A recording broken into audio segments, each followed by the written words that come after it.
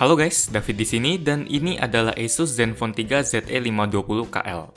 Varian yang direview kali ini adalah varian paling murah, 4,1 juta, yang dibekali dengan prosesor Snapdragon 625, GPU Adreno 506, RAM 3GB, memori internal 32GB, baterai 2600 mAh, kamera belakang 13 megapiksel dan kamera depannya 8 megapiksel.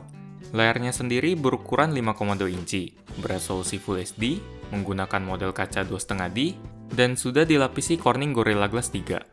Setelah mereview banyak HP Asus sebelumnya, seperti Zenfone 2 Laser, Zenfone Max, dan Zenfone 2 6 inci, saya merasakan sebuah pengalaman baru dalam menggunakan Zenfone 3 yang satu ini.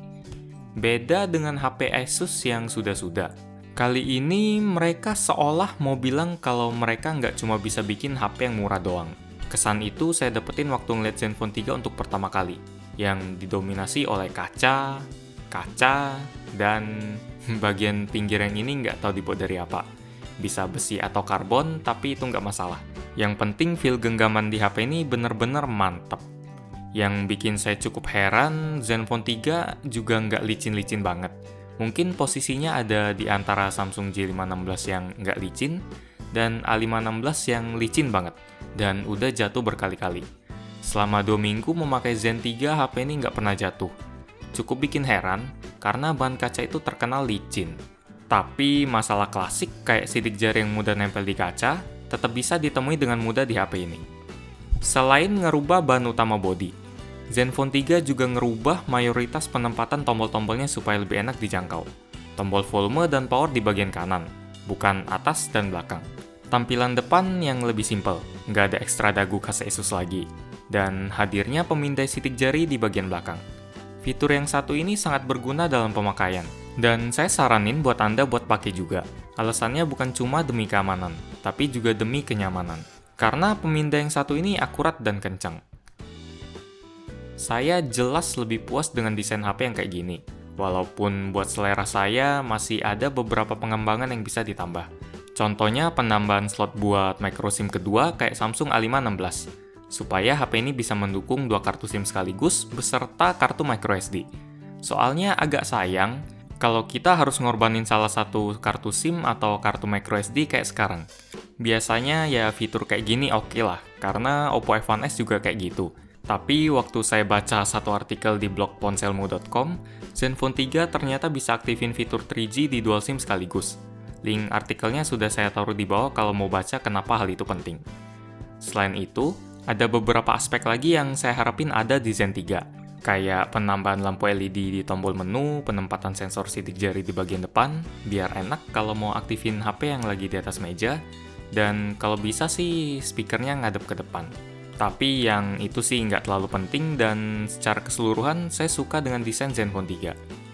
Dengan kombinasi luas layar 5,2 inci dan resolusi 1920x1080 pixel, Zen 3 menyajikan tampilan yang tajam dan buat saya itu kombinasi ukuran dan resolusi yang sudah sangat ideal. Warna standarnya juga udah bagus dan viewing angle-nya juga udah sempurna. Tadi saya bilang warna standar karena Asus sudah nyediain aplikasi Splendid buat utak-atik tampilan warna HP ini. Tapi saya seneng yang standar aja deh. Zenfone 3 udah jalanin Android 6.0 Marshmallow dan dikemas dalam Zen UI 3. Dan tampilannya ternyata nggak jauh beda sama tampilan Zenfone lama. Sistemnya masih mirip banget. Mulai dari Quick Action Toggle di bagian atas tampilannya sama, fitur Manage Home sama, sampai ke sistem pengaturan posisi aplikasi. Hal yang paling beda dari Zen UI 3 ini yang bagi saya cukup mencolok adalah tampilan icon bawaannya aja. Dan jumlah bloatware-nya sudah berkurang. Walaupun Asus sudah berani permak bagian desainnya, kayaknya mereka masih ngasih harapan sama aplikasi-aplikasi bawaan yang nggak terlalu guna kayak Mini Movie, Zen Circle, Zen Talk, dan lainnya. Yang saya rasa nggak pernah dipakai orang. Kalau Anda pernah pakai, boleh komen di bawah. Saya penasaran sama fungsinya. Untungnya aplikasi bawaan yang menu-menuhin doang itu nggak bikin Zen 3 jadi lemot. Sebaliknya, HP ini lebih kenceng dari yang saya harapin.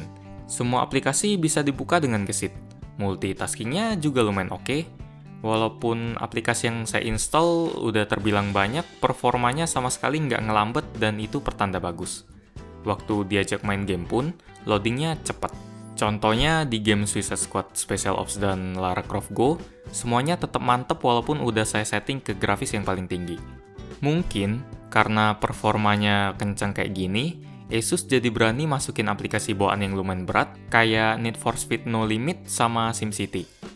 Dan karena ini HP dari Asus yang katanya dulu terkenal merek yang panas, saya harus sebutin kalau HP ini nggak panas, tapi mungkin termasuk ke anget aja. Waktu saya mainin Suicide Squad Special Ops sampai wave ke-6, suhunya masih stabil di 37 derajat di sisi depan atas dan 39 derajat di belakang atas. Di bagian bawah suhunya nggak berubah, sama kayak waktu kita nggak main.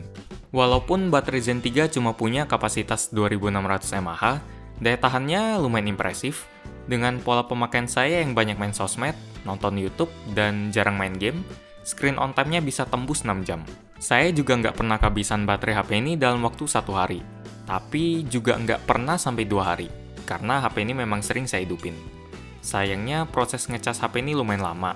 Dari 0 sampai 100 kira-kira butuh waktu 2 jam.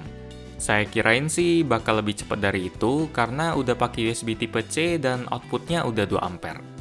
Di bagian sensor, Zen 3 udah lumayan lengkap karena yang penting-penting udah ada, kayak sensor cahaya, magnetik, dan gyroscope. Selain itu, HP ini juga sudah ngasih lampu LED notifikasi dan yang sudah Anda tahu, dia juga udah ngasih pemindai sidik jari. Nice. Waktu acara Zenvolution kemarin, yang udah saya bikin vlognya di sini, Asus sangat ngebanggain kamera Zen 3. Sampai-sampai mereka bikin lomba fotografi pakai HP ini. Bukti kalau kameranya bagus. Iya, walaupun hasilnya nggak mungkin sekeren iPhone atau Galaxy S7, gambar yang bisa ditangkap Zen 3 sudah termasuk bagus. Warnanya sudah cerah dan bener, detail mantep, dan walaupun terkadang dynamic range-nya nggak konsisten, overall foto di Zen 3 udah cakep. Kekuatan kameranya bakal tampak kerasa kalau kita ajak motret dalam kondisi low light, karena detailnya masih bisa terjaga dengan baik. Buat selfie? Oke lah, tapi kesannya agak biasa dan nggak semenarik foto dari kamera belakang. Kalau Anda mau lihat sampel foto yang lebih banyak lagi, bisa lihat di video ini, di mana saya bandingin kamera Zen 3 sama pesaing utamanya, A5-16. Kesimpulannya, mungkin konsumen di Indonesia masih agak kagok dengan kehadiran Zenfone 3 yang tampil beda dibanding 2 generasi sebelumnya. Mulai dari desain, spek, dan tentu saja harganya beda. Tapi Asus udah nyelesain tugas pertamanya dengan baik, yaitu membuat sebuah HP yang memang worth it untuk harga yang dipatok. Dengan desain yang keren, performa yang siap ngelayanin semua kebutuhan pengguna, kamera yang cakep, dan adanya fitur sepele tapi ngasih nilai tambah kayak LED notifikasi, membuat Asus Zenfone 3 jadi HP yang bisa saya rekomendasikan dengan mudah buat siapapun. Hobi main game? Cek. Hobi motret? Cek. Hobi baca? Sosmed? Atau sekedar nonton YouTube? Cek, cek, cek. Demikian review gadgetin untuk Asus Zenfone 3 ZE520KL. Like jika Anda suka dengan video ini, dislike jika tidak suka, dan jangan lupa buat komen, share, dan subscribe buat Anda yang belum. Terima kasih sudah menonton, dan kita ketemu lagi di video selanjutnya. Yo!